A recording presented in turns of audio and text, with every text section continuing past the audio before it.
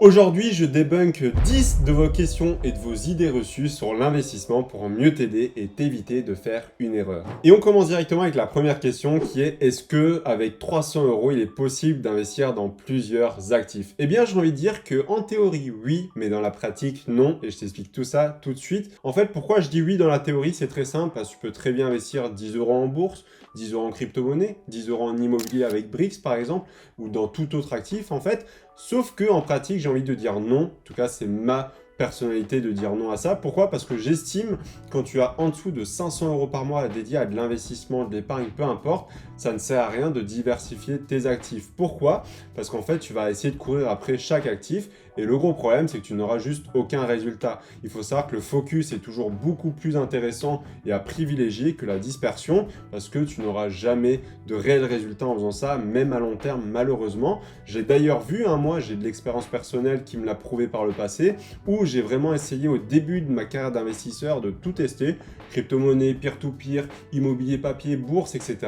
Et j'avais pas une très grande somme à y dédier, et donc forcément, je n'avais pas de très beaux résultats. Et j'ai compris qu'en fait, la solution était vraiment de se concentrer sur un seul actif, une seule stratégie, et de vraiment comprendre au maximum comment celui-ci marche avant de se disperser vers un autre actif. Deuxième question, un trader doit également investir à long terme. Ben ça, je suis totalement d'accord avec ça. Pourquoi? Parce qu'en fait, il faut séparer la personne du professionnel. Un trader, c'est simplement un métier. Il pourrait très bien être boulanger, plombier, mécanicien, peu importe. Et investisseur, c'est juste une manière de faire pour faire fructifier son épargne à long terme. Il faut savoir que la personne qui fait du trading fait ça pour dégager un salaire chaque mois.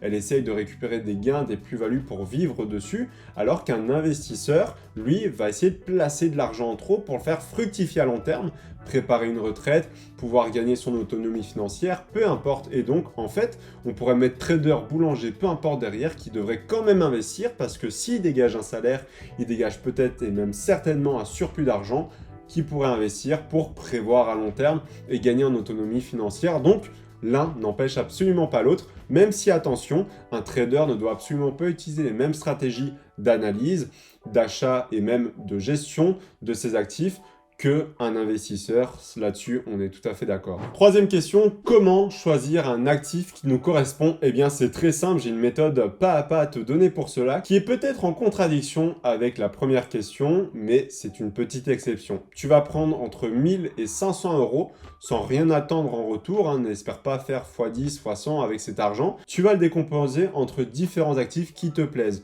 Ça peut être la bourse, ça peut être l'immobilier sous forme papier plutôt, vu que tu auras rarement des biens à 1000 €. Et ce que tu vas faire, tu vas répartir ces 1000 € là sur tous ces actifs-là et les gérer comme si tu avais mis 100 000 € dessus pendant un mois. Et seulement un mois, ça sert à rien de faire plus. Pourquoi? Parce qu'en fait, ça va te permettre de comprendre comment fonctionne l'actif, comment élaborer une stratégie dessus, gérer ton argent spécifiquement à cet actif-là, et petit à petit, tu vas avoir l'actif qui t'intéresse le plus, celui auquel tu te renseignes un peu plus quand tu as des heures de disponible, celui également qui te stimule, qui correspond à tes valeurs, également à tes objectifs. Et à la fin du mois, le but, c'est de trouver l'actif vers lequel tu vas te diriger pleinement à 100%. Pour moi, ça a été la bourse, par exemple. Et libre à toi, si tu as deux actifs qui te plaisent et que tu as plus de 500 € par mois à y dédier, de partir sur les deux. C'est tout à fait possible, même si j'estimerais que d'abord, concentre-toi sur un actif, comprends à fond comment est-ce qu'il fonctionne, maîtrise sa stratégie avant d'en inclure un deuxième. Mais voilà, c'est un petit tip que je te donne. D'ailleurs, si tu veux avoir d'autres astuces, suive mon aventure. Également, avoir un plan d'action chaque semaine pour créer avec moi un patrimoine à 7 chiffres. C'est le premier lien en description. C'est un email par semaine. Quatrième question, est-ce qu'il faut toujours se payer en premier? Eh bien, de mon côté, je ne vois aucune excuse à ne pas le faire en fait. Aujourd'hui, on voit un schéma classique chez la majorité des personnes qui est gagner de l'argent, dépenser son argent et ensuite épargner s'il reste de l'argent avec un peu de chance. Eh bien, le gros problème de cela, c'est que ça t'incite en fait à dépenser tout en resto, au shopping également, en vacances, peu importe, et que tu vas te dire, je verrai bien ce qui me reste à la fin du mois et je dépaillerai ou j'investirai cette somme-là. Le gros problème, c'est que dans la majorité des cas, il te reste absolument zéro. Alors que si tu changes ce schéma légèrement, que tu fais gagner l'argent, se payer en premier en investissant et en épargnant avant de dépenser, eh bien ça va te permettre pas mal de choses. Respecter un budget de une, savoir que dès que tu as de l'argent à dépenser, tu peux tout dépenser parce que tu as déjà investi et épargné au préalable. Et en plus de cela, tu vas pouvoir mettre en place de réelles habitudes d'investissement, d'épargne qui vont être beaucoup plus bénéfiques en fait à long terme que si tu n'es pas du tout régulier, ce que je vois chez la majorité des gens qui investissent un mois, puis pendant 2 mois ils arrêtent, puis ils reprennent le mois d'après. Enfin bref, ça va te permettre non seulement de bénéficier des effets cumulés à long terme, et en plus d'une certaine régularité. Cinquième chose, commencer à investir après 40 ans, est-ce toujours intéressant? Eh bien pour moi, il y a zéro en fait âge pour investir. Tu peux très bien avoir 20, 30, 40, 50, 60, 70 ans qui va être intéressant pour toi d'investir. La seule chose qui va changer va être les objectifs et également la stratégie à utiliser. Tu te doutes bien, une personne de 20 ans n'aura pas les mêmes façons de faire qu'une personne de 60 ans.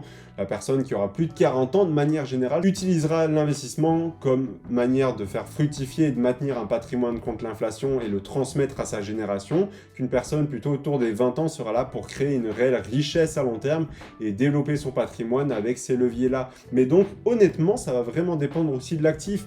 La bourse sera peut-être là si tu as déjà un gros patrimoine que tu puisses investir. Alors, tu peux très bien partir de zéro en immobilier pour faire encore plus fructuer ton patrimoine. Ça va vraiment dépendre des personnes, de leur stratégie. Mais honnêtement, aujourd'hui, il n'y a pas d'âge pour investir, hormis être majeur, évidemment, tu t'en doutes. Sixième question, peut-on garder une stratégie d'investissement toute notre vie? Eh bien, j'ai envie de dire oui et non. Ça va vraiment dépendre des personnes et des stratégies. Si aujourd'hui, en fait, tu investis en bourse seulement en PEA dans un ETF Monde, hormis si cet ETF Monde fait faillite qui n'existe plus, tu n'auras pas à changer ta stratégie, elle est extrêmement viable. J'ai d'ailleurs fait une vidéo sur le sujet où je te donne une stratégie complète à long terme à mettre en place, mais si tu as une stratégie plus complexe avec des actions qui demandent du rééquilibrage ou même si tu rajoutes des actifs à long terme, ta stratégie va changer quoi qu'il arrive. Donc, j'ai envie de dire oui, c'est possible de garder une stratégie à long terme, c'est notamment faisable, hein, il y a plein de personnes qui l'ont fait toute leur vie, mais ça va dépendre de la complexité de celle-ci et surtout du niveau en fait que tu vas devoir rajouter à long terme. Si tu as envie de rester en bourse toute ta vie sans ajouter d'autres actifs, c'est tout à fait faisable. Par contre, si tu veux la faire évoluer avec de l'immobilier, de la crypto-monnaie à long terme, des matières premières, il va falloir venir rééquilibrer le tout assez souvent pour éviter une surexposition ou également des problèmes de déséquilibre. Donc, c'est possible, mais attention, ça dépendra du profil d'investisseur. Septième question, existe-t-il une raison de ne pas investir en bourse? Concrètement, la seule raison que je vois, c'est si tu ne veux pas t'enrichir en fait et utiliser les effets de levier qui sont à ta disposition. Pour un peu plus nuancer mon propos, évidemment, il y a très peu de raisons qui me diraient de ne pas investir en bourse. Très faible raison serait numéro 1, tu n'as pas constitué encore ton épargne de sécurité. Numéro 2, tu as un projet immobilier, tu as besoin de constituer un apport. Numéro 3, tu n'as juste pas envie de t'enrichir. En fait, c'est vraiment les seules raisons que je vois. Si tu en vois d'autres, n'hésite pas à me dire en commentaire. Mais pour moi, la bourse est accessible aujourd'hui à tout le monde, à partir de 10 € par mois. Donc, honnêtement, pourquoi ne pas en profiter? Ça ne coûte absolument rien, même si tu n'as qu'une centaine d'euros à mettre, autant déjà les mettre en place, parce que tu as bénéficié d'un actif qui n'était disponible qu'aux riches il y a encore 50 ans, et pourtant qui est extrêmement efficace avec un retour sur investissement d'à peu près 10% par an, quand on prend le SP500 depuis sa création. Question numéro 8, faut-il commencer par investir directement ou créer une épargne de sécurité? Et bien là-dessus, je vais me baser sur mon expérience passée. J'ai commencé à investir en même temps que créer mon épargne de sécurité, voire même avant d'avoir créé mon épargne de sécurité. Le gros problème, c'est que j'ai dû réallouer en fait beaucoup d'argent sur mon business parce qu'il y avait une grosse opportunité. Et qu'est-ce qui s'est passé? J'ai dû vendre mes actifs, en fait, notamment en bourse, une grande partie de ceux-ci. Alors que si j'avais économisé, mis en place une épargne de sécurité, j'aurais pu prendre de celle-ci pour réinvestir sans éviter de tuer tous mes actifs qui étaient déjà en train de travailler pour moi. Et ça, c'est le gros problème de la majorité des gens, c'est qu'ils pensent que les problèmes n'arrivent qu'aux autres, qui n'auront jamais de problème de voiture, de santé, etc. Alors que ça va arriver à absolument tout le monde. Et donc, c'est pourquoi je t'invite vivement à mettre au moins 3 mois de sécurité, de salaire de côté avant de commencer à investir. Puis après, libre à toi d'investir à moitié et d'épargner à moitié jusqu'à atteindre peut-être 6 mois, 1 an de côté. Tout dépendra de ton objectif à toi. Avant-dernière question, est-ce que vendre nos actifs dans une stratégie à long terme est intéressant? Eh bien, j'ai envie de dire oui. Pourquoi? Parce que tu peux bénéficier d'abattements fiscaux. Par exemple, imaginons tu es dans une stratégie en bourse avec des ETF capitalisants ou actions. Le fait de vendre une action en perte ou un ETF en perte va te permettre d'acter une perte, et donc ce qui voudrait dire que tu pourras déduire cela de ton imposition si tu vends en fait un autre ETF de manière positive avec une plus-value. Évidemment, l'objectif ce n'est pas de couper à chaque fois que tu perds de l'argent une position, c'est même plutôt de la couper et de le racheter directement afin juste que fiscalement parlant, tu puisses déclarer une moins-value tout en ayant l'actif encore en portefeuille. C'est ça le plus intéressant. J'ai d'ailleurs fait toute une vidéo sur le sujet avec l'imposition, je te mets ça juste ici si tu veux en savoir plus sur ce domaine-là.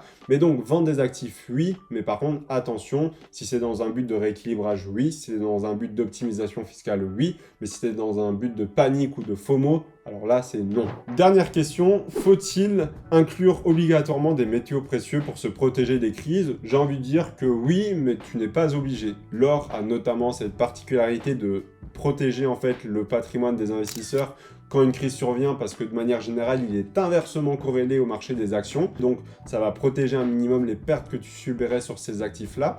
Mais tu n'es pas obligé forcément d'en avoir. Il y a d'autres actifs refuges, ou valeurs refuges comme on les appelle. Ça peut être très bien de l'immobilier par exemple. Je sais que Franc Suisse l'est aussi. Donc honnêtement, c'est à toi de voir ce qui va te correspondre, même si c'est vrai qu'avoir un peu d'or de côté, ça ne fait pas de mal. Et ça te permet également en fait de rééquilibrer ton patrimoine en cas de chute. Mais ce n'est pas forcément obligatoire. Sauf si tu es quelqu'un de très conservateur qui veut surtout combattre juste l'inflation sans prendre énormément de risques. À ce moment-là, ça peut être très intéressant pour toi d'avoir de l'or. D'ailleurs, si tu veux creuser un petit peu plus le sujet de la bourse, je t'ai fait une vidéo spécialement sur le domaine où je t'explique pourquoi tu dois arrêter d'y investir. Si tu veux savoir exactement pourquoi, je t'explique tout dans cette vidéo. On se retrouve juste derrière. À tout de suite.